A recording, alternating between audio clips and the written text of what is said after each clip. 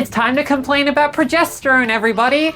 As a disclaimer, estrogen and testosterone blockers I've enjoyed greatly. I'm very happy with my transition, to be honest with you, since those many years ago I began the journey. However, progesterone, I'm not a fan. I have stopped taking progesterone entirely, lovely audience, and this video is a bit on why that is. Now, don't get it twisted. I'm not advocating that no one should take progesterone. Lots of people actually love what progesterone does to their body. So let's start with what progesterone is and go from there, all right? So essentially, progesterone is like a third hormone that you add to your HRT repertoire. Sometimes it can even replace the blocker, but it can promote more breast growth. It can also enhance the drive to indulge, we'll call it. So many people do it like a year into their transition just to add a little extra something and makes the transition just a bit smoother and achieve certain goals. Progesterone's in this weird camp where it's not as well researched as other parts of hormone replacement therapy. However, some claim it's essential, some people claim it's non-essential.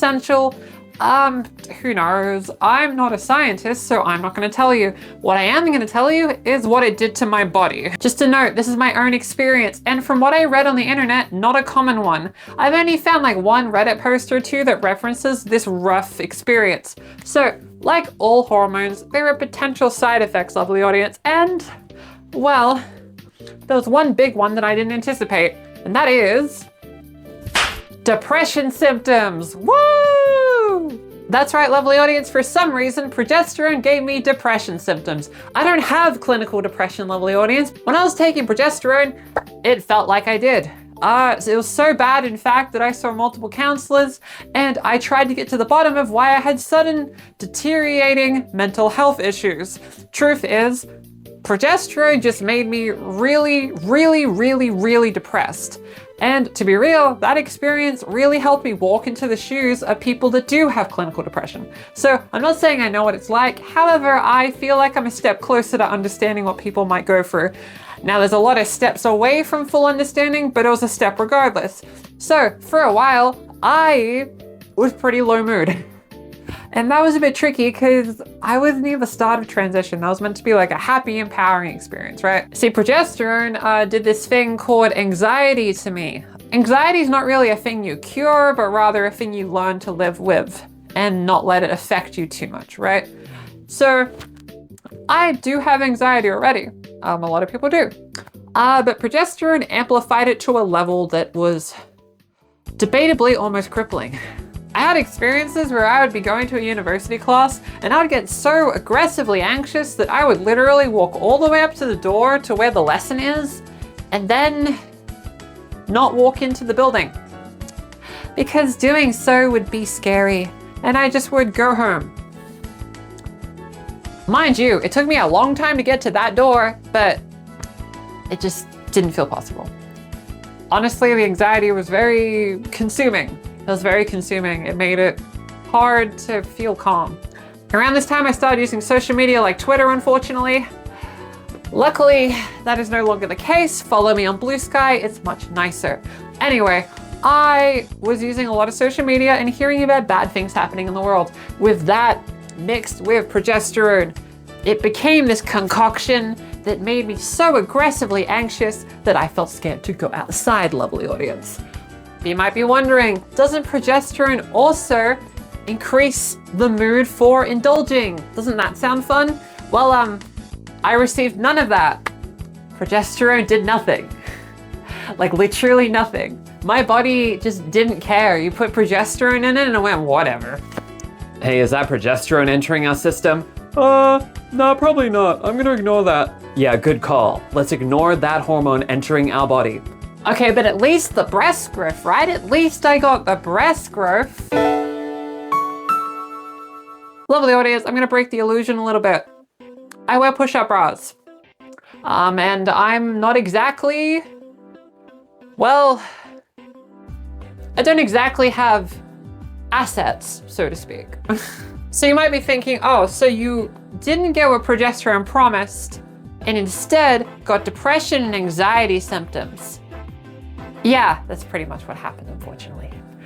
Now, when you take progesterone, there's two options. There's synthetic progesterone and bioidentical progesterone.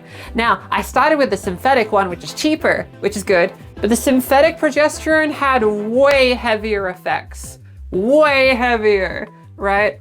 Progesterone, when it's synthetic, that was awful. I think I basically couldn't function. I wasn't functional, right? That hormone level messed me up, okay? Whereas bioidentical progesterone, I was told would be better. When I told friends, oh, I'm experiencing all these terrible things because of progesterone, they would be like, girl, don't worry. You just gotta swap to bioidentical progesterone. It's better. And I will agree, it is better. However, having slightly less depression symptoms than I don't need to have isn't exactly a selling point, right?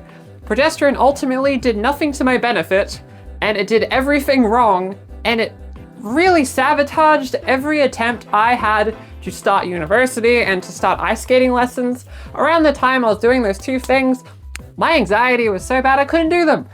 And then, tell you what, I stopped taking progesterone, and you wanna know what happened? I'm all good now. I'm doing university, I'm doing dancing. I went to a party and danced in the middle of the dance floor like it was no one's business. It was great, it was amazing. I felt empowered. With progesterone, that would not have been possible in any capacity, lovely audience. I just didn't like it. I just didn't like it. Like, I tried moving out around the time I was taking progesterone, and I'll be real, just because I was overworking a lot at the time and my health was pretty bad, and to be honest, because I can't smell, I was really bad and I was cooking my food awfully, so I ended up getting food poisoning 2 times, and like I passed out a bunch of times because of overworking. But progesterone definitely didn't help because it made me way more anxious to ask for help. And you know it's really good when you're having a terrible situation, lovely audience? It's asking for help. Asking for help is really good. I recommend it. I was talking with a counselor about all these coping strategies, learning how to manage this high level anxiety. And I learned a lot about mental health because of it. However, I didn't really need to learn all that stuff because when I just simply stopped taking the progesterone, it was gone. I didn't have to worry about it anymore. However, I know some good coping strategies now, so that's good. Somehow with like high anxiety levels, my hearing issues that I have, which by the way, I'll put the hearing issues I have on the screen here. Okay, cool, that's sorted. So those hearing issues felt amplified because of, you guessed it, progesterone. Come on over to our company at this number on the screen to get some progesterone right into your body. This progesterone can fill you up and do absolutely nothing beneficial to your system. Wow, call now and this could be yours for this price tag every month. Wow, that's a lot more expensive than the other stuff you're taking, isn't it? Yeah, I'm good.